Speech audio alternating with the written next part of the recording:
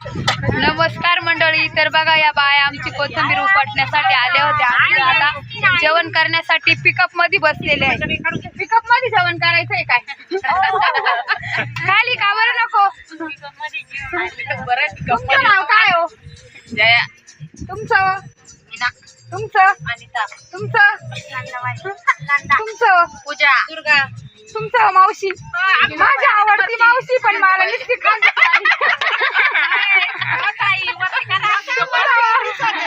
याच्यावरच्या मजेत बसल्या. अच्छा